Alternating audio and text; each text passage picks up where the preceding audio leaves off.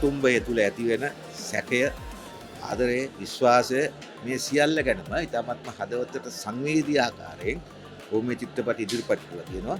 මම චිත්‍රාල් සෝම්පාල මම තමයි වයිෆ් චිත්‍රපටයේ සංගීත අධ්‍යක්ෂක. ඒ වගේම බෑග්ග්‍රවුන්ඩ් ස්කෝර් එක ඔක්කොම කරලා තියෙන්නේ මම. මේ මම කියන්න කැමති උගා කට්ටියට ෆෙබ්‍රුවාරි 13 වෙනිදා ප්‍රීමියර් එක තියෙනවා. ඒකෙන් පස්සේ වැලන්ටයින් ඩේ එකට මේ ෆිල්ම් එක දාන්නේ අපි එළියට. ශමීර නාටුන්ගේ වයිෆ් කියන චිත්‍රපටය කරුණා කරලා ගිහින් බලන්න. මොකද මේක ඇවිල්ලා ෆැන්ටසි ස්ටෝරි එකක් නෙවෙයි.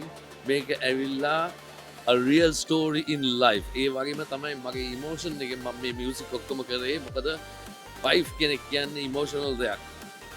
ඉතින් ඒ වගේම හේමල් රණසිංහ, දාරි වර්ණකුල සූරිය, ලක්ෂ්මන් මෙන්ඩිස්, වීනා ජයකොඩි, ප්‍රියන්ත ඔක්කොම කට්ටියට මම ඇත්තටම ආදරෙන්ම තෑන්ක් කරන්න ඕනේ. කළා තියෙන performance එක it's fantastic.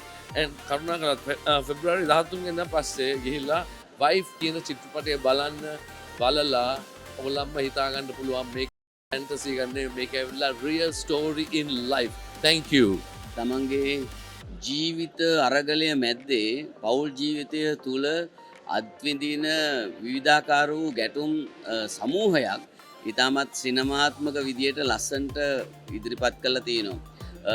ඇත්ත වශයෙන්ම හරි ඉමෝෂනල් ඉතා සංවේදී තැන් ගොඩාක් තියෙන චිත්‍රපටයක්. මං හිතනවා වර්තමානයේ ඉන්න අපේ සියලුම විවාහ නොවුණු හැම කෙනෙක්ම මෙය නැරඹිය යුතු චිත්‍රපටයක් කියලා. මොකද සාර්ථක පෞල් ජීවිතයක් ගත කරන්න නම් අපේ අතර තියෙනා වූ අනවබෝධයන් තේරුම් ගැනීම, ඒ වගේම එක එක්කෙනාට උරුම වී තිබෙන වෘත්තීය ස්වභාවයන් තුළ තමන්ට අත්දකින්න ලැබෙන ගැටලුකාරී තත්ත්වයන් තුළ මේ පවුලට කොහොමද බලපාන්නේ කියන එක. ඉතින් සමීර නාවුටුන් ඇත්තට සිනමාත්මක විදියට කලාත්මක විදියට සිනමාවට ගෙනල්ලා තිනවා. මම හිතන්නේ මෙය සිනමාවේ මම මෑතකදී දැකපු ඉතාමත්ම ලස්සනම කලාත්මක චිත්‍රපටයක්.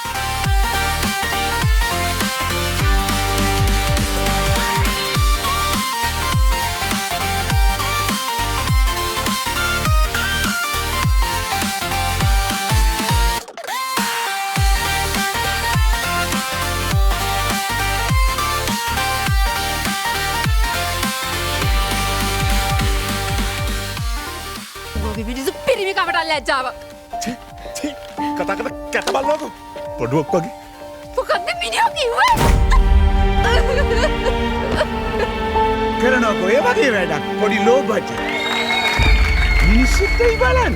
අපරාධ මම මොගේ කෙනෙක්ට ආදරේ කරේ. ආදරේ කරේ? තමුස කොහොමද මට ආදරේ කරේ? තමුස හැමදාම කරේ මාව හිර කරපු එක. තමුසට ආදරේ කරලා නම් තමුසට තිබුණා අඩුම ගානේ මම කරන්න කැමති දේවල් මට කරන්න ඉඩ දෙන්න. තමුස මට මගේ ආලු ආසේ කරන්න දුන්නද? මට බොන්න දුන්නද? අඩුම ගානේ මට මගේ නිදාසේ පාරක බහලා යන්න ඉඩ දුන්නද?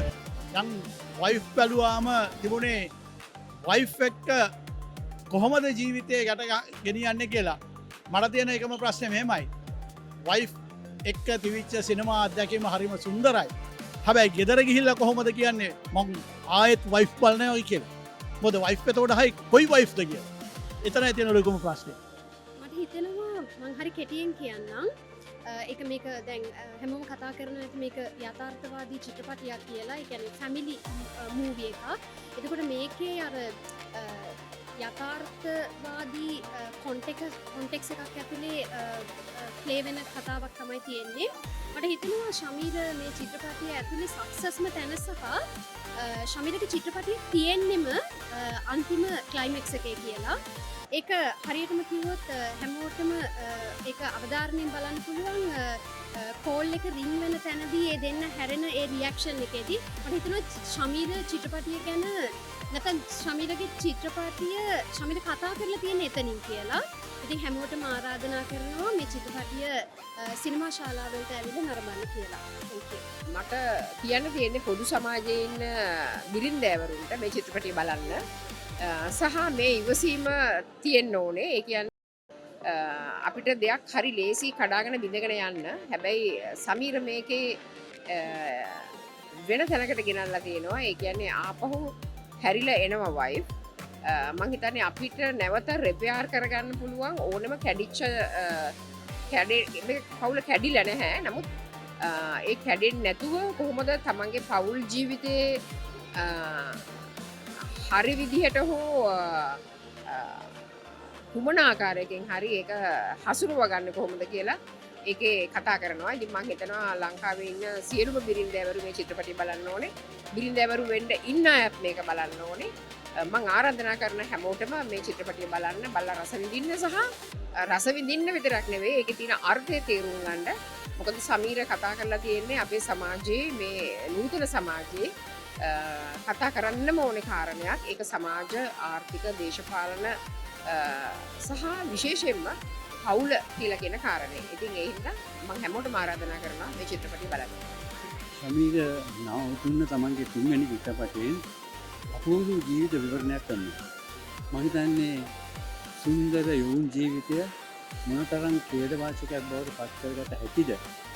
ඒ මොන ආකාරයෙන් වළක්වාගත හැකිද කියන පිළිබඳ අපූර්ව ජීවිත විවරණයක් සිනමාත්මකව ඉදිරිපත් කරන්න සමීර මේ චිත්‍රපටයේදී සමත් වෙලා තියෙනවා. මම හිතන්නේ විවාහයට ඇතුළත් වෙන්න ඉන්න යෞවනයින් විවාහ වෙන ජීවිතය ගත කරන අය මේ චිත්‍රපටය නැරඹීමේ ජීවිතයට අපූර්ව අත්දැකීමක් සහ ජීවිතයට මුහුණ දිය හැකි ආකාරය පිළිබඳ අවබෝධයක් ලබා ගන්න පුළුවන්.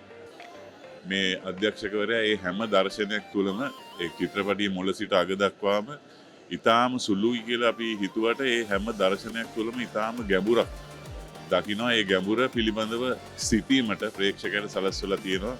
අත් වශයෙන්ම මේ සොඳුරු නිර්මාණය කියන්නේ මේක අපේ රටේ සිනමා රසිකයෝ මේක වැළඳ ගන්න ඕනේ. වැළඳ ගනි අනිවාර්යයෙන්ම. ඒ වගේ මං හරි ආඩම්බර වෙනවා මට මේ රංගපාන ලැබුණා. මගේ අපේ ප්‍රථම වතාවට මම හේමල් රණසිංහ එක රඟපෑවේ. එතුමා ඒ කියන්නේ නළුවට මම ඉතාම ගෞරව කරන නළුවෙක් ලංකාවේ තරුණයින් අතරේ ඊළඟ පරම්පරාවේ ඒ වගේ විශිෂ්ට ගණයේ නිර්මාණශීලී නළුවෙක් එක්ක රඟපාන්න ලැබීම මම භාග්‍යයක් සැලකනවා.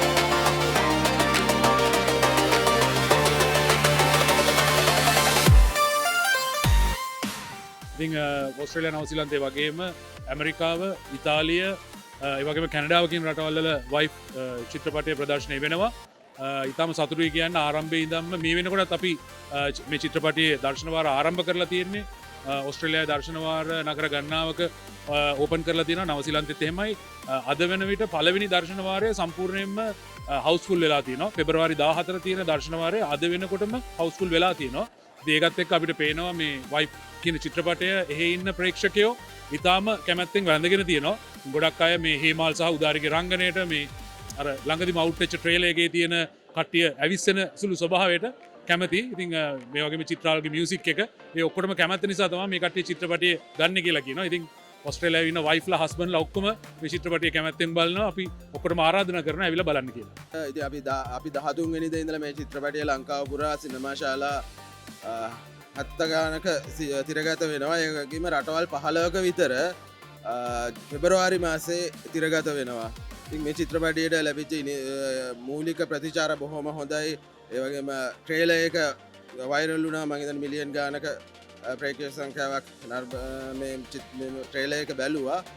ඉතින් මම හිතනවා මේ චිත්‍රපටය අපේ ප්‍රේක්ෂක ජනතාව සාදරයෙන් වැළඳගනී කියලා. ඒ වගේම අපි ආරාධනා කරනවා හැමෝටම මේ චිත්‍රපටය බලන්න. මෙම චිත්‍රපටයේ තියෙන්නේ මේ සමාජයේ තියෙන වර්තමාන කතාවක්. ඒ වගේම මේකෙන් හොඳ පණිවිඩයක් මම හිතන්නේ සමාජයේ හොඳ පණිවිඩයකුත් තියෙනවා. ඉතින් හැමෝටම බොහොම ස්තුතියි. අපි ආරාධනා කරනවා හැමෝටම චිත්‍රපටය නරඹන්න එන්න කියලා. මම ශමීර නාවඩුන්න වයිෆ් සිනමා පටයේ තිරරචකයා සහ අධ්‍යක්ෂකවරයා. මේ වෙලාව මගේ තෙවන සිනමා නිර්මාණය මුලින්ම නිර්මාණය කරා මෝටර් බයිසිකල් චිත්‍රපටය. ඉන් අනතුරුව සිරනලොම්මල් මේ මගේ තෙවන සිනමා නිර්මාණය වයිෆ්. ඉතින් ඇත්තටම වයිෆ් කියන්නේ බොහොම කාලීන කතා තේමාවක් අරගෙන ඉන්න චිත්‍රපටයක්. මේ මොහොතේ මේ අපි දකින සමාජය තුළ ජීවත් වෙන තරුණ බිරිඳක් සහ සැමියෙක් අතර තියෙන ඔවුන්ගේ සම්බන්ධයේ විකාශනය තමයි මේ චිත්‍රපටය පුරාවටම මේ අපි කතා කරන්නේ. ඔබ දන්නවා මේ වෙනකොට අපේ සංවේදන මාධ්‍ය තාක්ෂණය දුර්වලලා තියෙන අපිට ඉතා ඉක්මනින් තවත් ඒක සම්බන්ධ වෙන්න පුළුවන් මේ තාක්ෂණික මෙවලා උපකරණත් එක්ක සෝෂල් මීඩියා මොබයිල් ෆෝන්ස් එක අපේ ජීවිත ගත වෙන්නේ. ඉතින් ගොඩක් ඉක්මනට අපි තව කෙනෙක් කනෙක්ට් වෙන්න පුළුවන්.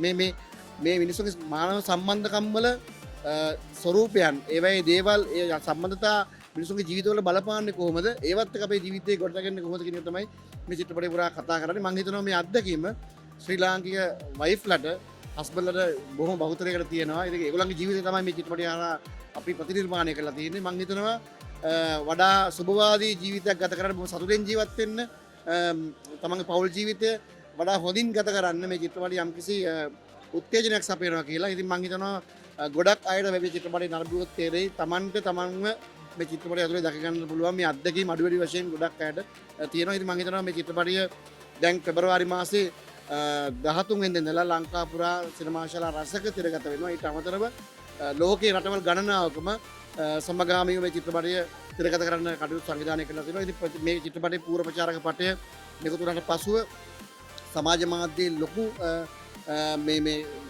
ලොකු අවධානයක් මේ චිත්‍රපටයට දිනා ගන්න පුළුවන්කම ලැබුණා. ගොඩක් අය මේ චිත්‍රපට සම්බන්ධයෙන් Facebook එකේ YouTube එකේ ඊට පස්සේ TikTok එකේ වගේ ගොඩක් සමාජ මාධ්‍ය වල මේ චිත්‍රපටයකට කතා කරලා තිබුණා සහ මේ අත්දැකීම වුන් ෂෙයා කරගෙන තිබුණා. මම හිතනවා ශ්‍රී ලාංකීය සිනමා ප්‍රේක්ෂකාගාරය මගේ මේ තෙවන සිනමා නිර්මාණය වයිෆ් බොහොම ආදරෙන් බඳ ගනීවි කියලා. ඔයාලා දන්නවා මේකේ ප්‍රධාන චරිත නිරූපණය කරන්නේ හේමාල් රණසිංහ සමග උදාරි වර්ණකුල සූරිය. මම හිතනවා හේමාගේ රංගන ජීවිතයේ මේ වයිෆ් කියන චිත්‍රපටයේ ටර්නින් පොයින්ට් එකක්. ඔව් මගේ දෙවන සිනමා නිර්මාණය සිර නිර්මල් චිත්‍රපටයේදී හොඳම නළුවාට සම්මාන දිනාගත්තා. ඇත්තටම අධ්‍යක්ෂකයෙක් විදිහට මම ඔහුගේ රංගන ප්‍රතිභාව ගැන ඉතාම සතුටුයි. ඔව් ඉතාම හොඳින් තමන්ගේ චරිතය වෙනස් විදිහට බොහොම තාත්වික රංගනයකට නිරත වෙනවා.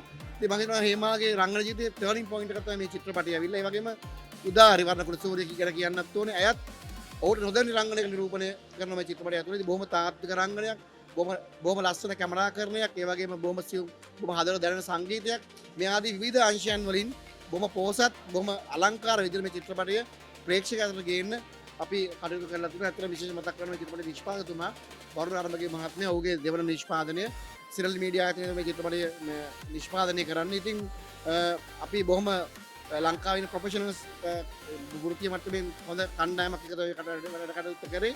ඔවුන්ගේ දායකත්වය සහයෝගය මට ලැබුණ මේ චිත්‍රපටය ඉතාම හොඳින් කරගෙන යන්න. ඉතින් මම හේමාල් රණසිංහගේ ප්‍රේක්ෂකාගාරයට උදායන වර්ණකුල සූරියට ආදරය කරන ඔහුගේ රසිකයන්ට, හේමාගේ රසිකයන්ට, ඒ වගේම මගේ චිත්‍රපට නරඹපු ප්‍රේක්ෂකාගාරයට බොහොම ආදරෙන් ආරාධනා කරනවා. පෙබරවාරි 13 වෙනිදා ඉඳලා වයිෆ් වෙනවා ඔබගේ සිනමා ශාලාවට ඇවිල්ලා බලන්න. ඔබ මේ චිත්‍රපට නරඹලා ඔයගලගේ අදහස් අපිත් එක්ක බෙදා ගන්න කියලා මම බොහොම ආදරෙන් ආරාධනා කරනවා.